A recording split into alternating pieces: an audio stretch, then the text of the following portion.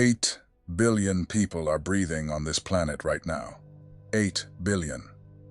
And yet, the book of Revelation looks at that ocean of souls and pulls out a number so small it almost feels like a mistake. 144,000. That's it. Out of every heartbeat, every name, every face, on every street, in every country, only a remnant sealed. And here's the part that should make the hair on your arm stand up.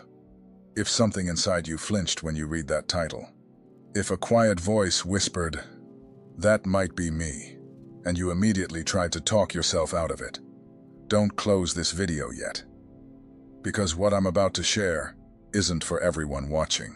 It's for the ones who have spent most of their lives feeling like they were dropped into the wrong world. The ones who walk into a crowded room and feel lonelier than they do in an empty one. The ones who've been told they're too sensitive, too intense, too different, too much, when the truth is, they were never meant to blend in. They were being prepared. And in the next few minutes, I'm going to walk you through 5 powers. Yes, I'll call them powers.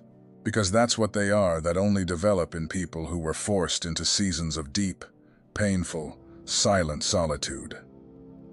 These aren't gifts you learn. They're gifts that get awakened when the noise of the world is finally stripped away. So if you've been wondering why God keeps pulling you out of rooms, out of friendships, out of places where everyone else seems to fit, stay with me. By the end of this, you'll understand what heaven has been doing in the dark all these years. Let me start where most people are afraid to start, with the loneliness itself. Because before we talk about any power, we have to talk about the soil those powers grow in. And the soil is solitude. Not the kind of quiet you schedule on a Saturday morning with a cup of coffee and a worship playlist. I'm talking about the solitude that chooses you. The kind you didn't ask for. The kind that showed up after a friendship fell apart for no clear reason. Or after you moved and nobody from your old life really kept in touch. Or after a season in church left you quietly devastated. That kind of solitude. The kind that presses on your chest at 3 in the morning and makes you wonder if you've been forgotten by God Himself. And here's what I want you to hear, right now, before we go one step further, that solitude is not punishment, it is preparation. Think about Moses for a second. 40 years in the palace. 40 years in the desert. 40 years leading a people. And the middle 40, the silent, forgotten, invisible 40, is where God actually built him. Nobody was clapping. Nobody was watching. Nobody was reposting his sermons. He was walking sheep across rocks, and if you had seen him back then, you would have said his best years were already behind him. But heaven was forging something in that silence that couldn't be forged anywhere else. And the same thing is happening to you. The first power, the first one that begins to wake up in the 144,000, is what I'll call spiritual hearing. Not hearing in your ears, hearing in your spirit. You see, when you live surrounded by constant noise, by constant opinions, by constant group chats and notifications, and loud voices telling you who to be and what to believe, your inner ear goes numb. You can't hear God anymore because there's too much static. But when He starts stripping the crowd away, when friendships thin out, when invitations stop coming, when your phone goes quiet for weeks at a time, something begins to happen that most people miss. Your spirit starts tuning back in. Slowly at first. Almost like waking up from anesthesia. You start noticing things. A verse jumps off the page in a way it never did before. A song on the radio feels like it was written about your life. You wake up at 3-something in the morning with a name on your heart, and when you reach out to that person, they tell you they've been crying themselves to sleep for a week. That's not coincidence. That's a frequency. And that frequency only opens up when the room gets quiet. Think about Samuel as a little boy in the temple. He heard the voice of God before he even knew what it sounded like, and the only reason he heard it was because everyone else was asleep. Eli was asleep. The city was asleep. The lights were out. And in that silence, a voice that had been speaking the whole time finally had room to be heard. That's you. That's what these lonely nights have been doing. You thought God had gone quiet on you. He hadn't. He was just waiting for the room to empty out so he could finally speak without being drowned out by the other voices in your life. And when that spiritual hearing begins to sharpen in you, you'll start catching things in ordinary moments that nobody else around you is catching. A stranger will say something in a checkout line, and it will feel like a direct word from heaven. You'll be driving down the highway, and a thought will drop into your spirit so clearly you'll have to pull over. That's not your imagination running wild. That is the gift, waking up after years of being buried under noise. And once it wakes up, it doesn't go back to sleep. And here's where it gets real. Because the second power, and this one is going to sting a little before it sets you free, is spiritual discernment. The ability to walk into a room and know, within seconds, what's actually going on under the surface. You've had this your whole life, and you probably didn't know that's what it was. You know when someone is lying even though their words are clean. You know when a church service has great music but no actual presence. You know when a person smiles at you and there's something rotten behind the smile. You've spent years thinking you were paranoid, thinking you were too judgmental, thinking something was wrong with you for not being able to just relax and enjoy what everyone else seemed to enjoy. But here's the truth. You weren't paranoid. You were discerning. And that gift, the gift of seeing past the surface, is one of the most expensive gifts heaven hands out, because it costs you almost every easy friendship.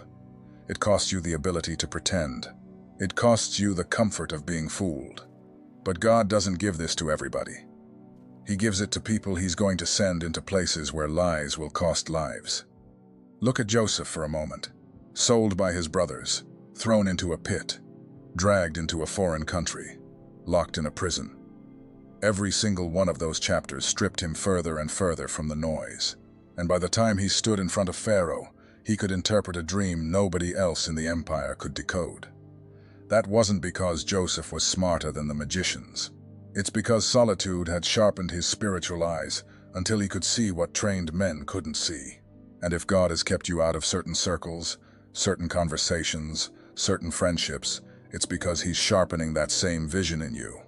You weren't meant to be entertained. You were meant to see. And I'll tell you something else about this gift. It gets heavier as you get older.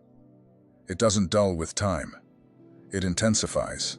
You'll sit in a family dinner and feel a spirit of division the moment you walk through the door. And everyone else is smiling like nothing's wrong. You'll hear a preacher on television and feel your stomach turn, even though his words sound scriptural. You'll hug someone at a funeral and feel a weight transfer into your bones that stays with you for days. That is discernment operating in full. It's uncomfortable. It's tiring. But it is one of the clearest marks that heaven has sealed a watchman's gift on your life. And watchmen, by definition, stand alone on walls, while everyone else sleeps below. Now, the third power is where a lot of people start to cry when they realize what's actually been happening to them. Because the third power is what I'd call carrying weight. The capacity to carry spiritual weight that would crush a normal person. I need you to understand something. Not everybody can handle what you've been handed. Most people would have collapsed under the story you carry. Most people would have walked away from God after what you walked through. Most people would have become bitter, or cold, or loud, or vengeful. You didn't. You got quieter. You got gentler with people who were going through what you went through. You started praying for the very people who hurt you. And that right there is not natural. That is supernatural. That is somebody who's been processed in the fire until their heart learned how to hold pain without leaking it back onto others. Jeremiah was called the weeping prophet for a reason. He carried the grief of an entire nation inside his own chest. He watched his people walk into judgment, and he felt every step of it in his bones. He was lonely. He was mocked. He was thrown into a cistern and left to die in the mud. And yet, out of that suffocating isolation came some of the most tender, most prophetic, most healing words ever recorded in Scripture. Because God doesn't waste pain. He refines it. He turns it into capacity. And when you've been alone long enough with your grief, something happens. You stop resenting it. You start recognizing that the weight you carry is actually a deposit. It's ore, and the Spirit of God is slowly turning that ore into gold inside of you. When you finally walk back out among people, you don't walk back out the same. You walk out heavy in a way that makes other heavy people feel safe around you. That is the third power, and it only develops in the dark. You become the one that hurting people gravitate toward without being able to explain why. You become the friend that other people call when the diagnosis comes back bad, or when the marriage is falling apart, or when the prodigal child still hasn't come home. They don't call you because you have all the answers. They call you because something in your presence tells their spirit you can hold what they're about to say without flinching. That's the weight talking. That's the capacity that only gets built in seasons, when you had nobody to pour your own weight onto, except God Himself. And when heaven sees somebody who learned to carry grief without becoming bitter, somebody who learned to bleed without leaking, somebody who learned to suffer without losing their tenderness, heaven marks that person for a kind of ministry that can't be taught in any school, anywhere in the world. Before I go into the fourth and fifth powers, I want to pause for just a moment, because I know some of you right now are feeling something move inside you that doesn't have a name yet. You're watching this video, and there's a pressure in your chest, a warmth behind your eyes, a strange sense that every word has been scripted directly for you. That's not an accident. That's confirmation. My name is George, and I've spent more years than I can count sitting with people exactly like you. People who felt set apart their whole lives and never understood why. And I want to give you something that goes deeper than any video could ever go. God does not move things without purpose. If this message reached you today, there was a reason before you ever clicked. The secret protocol carries the 7 keys that reveal what was deposited in you before your birth and what the Spirit is beginning to awaken in this exact season.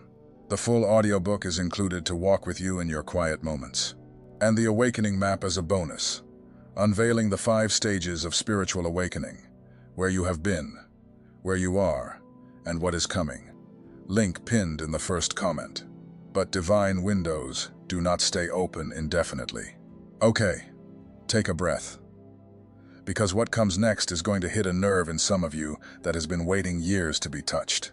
The fourth power, the one that truly separates the remnant from the crowd, is what I'll call prophetic perception. The ability to see the future that's already in motion but hasn't shown up yet on anyone else's radar. You know what I'm talking about. You've had dreams you couldn't explain. You've walked into a situation and just known, that it wasn't going to end well.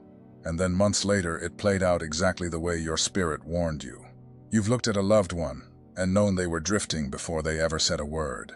You've felt a shift in the atmosphere of your country, your church, your own home, long before anybody else admitted it was happening. And you've probably kept most of that to yourself, because the few times you did speak up, people looked at you like you had 3 heads. Here's what I want you to understand. Prophetic perception is not a personality type. It is a gift that was forged in solitude. The prophets of old didn't get their sight in the middle of a crowd. They got it in caves, in deserts, on mountaintops, in prisons. Elijah had to walk 40 days into the wilderness before the still, small voice finally reached him. John the Baptist grew up in the wilderness before he ever opened his mouth in public. John the Revelator was exiled on a lonely island called Patmos, stripped of community, stripped of ministry, stripped of everything. And it was there, in that brutal isolation, that the heavens opened and he saw things no other human being had ever seen. That includes the very vision of the 144,000 we're talking about right now. Think about that for a second. The man who saw the remnant was himself a remnant of one, alone, forgotten by the world, and chosen by heaven to see what nobody else could see. That is the pattern. That has always been the pattern. If God has walked you through wilderness seasons, seasons where it felt like your life was on pause while everyone else was moving forward, it's because He was widening your sight. He was showing you things in the quiet that will be your testimony in the thunder. And now, the fifth power. Pay very close attention to this one. because this is the one that the enemy fights the hardest to keep you from recognizing in yourself. The fifth power is spiritual authority.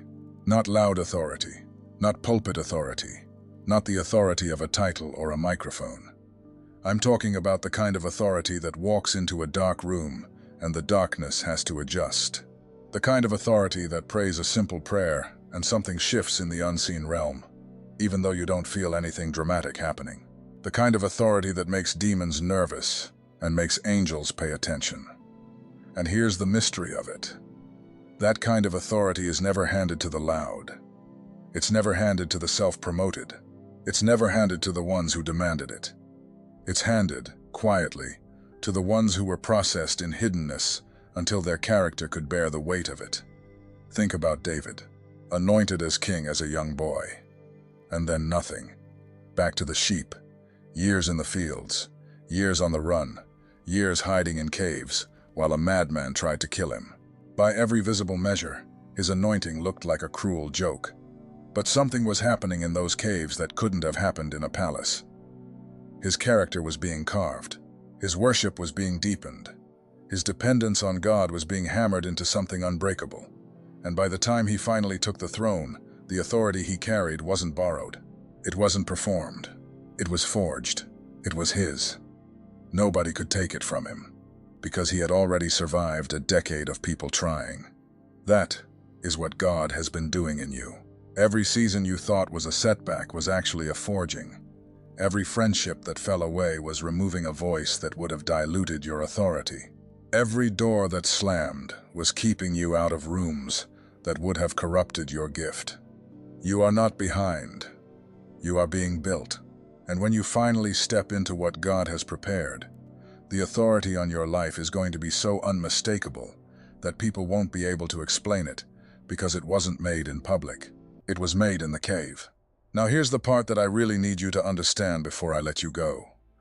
The 144,000 are not a club you join. They're not a group you sign up for. They're a remnant that gets recognized by the fruit of what they carry. You don't earn this by being spiritual enough. You don't earn this by reading enough books or posting enough verses. You recognize it by looking at your life honestly and asking, has God been pulling me apart from the crowd? Has he been quieting my life? Has he been closing doors I thought I wanted open? Has he been teaching me to hear him in ways other people around me don't seem to hear? If the answer to those questions is yes, and I suspect it is, or you wouldn't have made it this far into this video, then you are not lost. You are not abandoned. You are not too late. You are being marked. You are being sealed. And everything you've walked through, every lonely hour, every quiet birthday, every holiday where you felt invisible, every prayer you prayed into the ceiling wondering if anyone was listening, none of it was wasted. Heaven was counting. Heaven was watching. Heaven was writing. And here's the last thing I want to leave with you. The solitude is not going to last forever. It's not meant to. The cave is a classroom, not a coffin. And when the season shifts, and it will shift, probably sooner than you think, you are going to walk out of that cave with ears that hear what others can't hear, eyes that see what others can't see, shoulders that can carry weight that would flatten the average believer, sight that reaches into tomorrow, and authority that makes the darkness itself step back. That is who you have been becoming. That is who you already are underneath the grief, underneath the confusion, underneath all the years you thought you were falling behind. You weren't falling behind. You were being fitted. You were being sealed. You were being made ready. And I want you to hear this clearly before I go. The world is about to need people like you more than it has needed anyone in a very long time. Things are shifting. You feel it. I feel it. The atmosphere of the earth is tightening, and the church is crying out for people who can actually hear God, actually see past the surface, actually carry weight without collapsing, actually perceive what's coming, and actually walk in authority that isn't borrowed or performed. That is precisely why your preparation has been so severe. You can't pour into a shaking world from a shallow well. So God went deep. He went deeper than was comfortable. He went deeper than you asked for, because he's been filling a well that an entire generation is about to come drink from. And when they come, you'll understand every tear, every silent night, every friendship lost, every door closed, every birthday nobody remembered. All of it was investment. None of it was loss. So, before you close this video, I want you to do something for me. I want you to think about which of those 5 powers, spiritual hearing, spiritual discernment, the capacity to carry weight, prophetic perception, or spiritual authority, which one just lit something up inside you, the strongest? Which one felt like someone was reading your mail? Which one made you sit up a little straighter, or tear up a little, or whisper, "That's me," under your breath? Go down to the comments right now and tell me. Just the name of that power, and one sentence about why it hit you. Because I read these. And more importantly, when you put it in writing, you're not just leaving a comment. You're agreeing with heaven about what's been forming in you all these years. You're breaking the silence the enemy tried to seal over your calling. And something moves in the unseen when a chosen one finally says out loud what God has been whispering in the dark. I'll be waiting for your comment. And remember, out of 8 billion, you are not an accident. You are a remnant. Walk like it.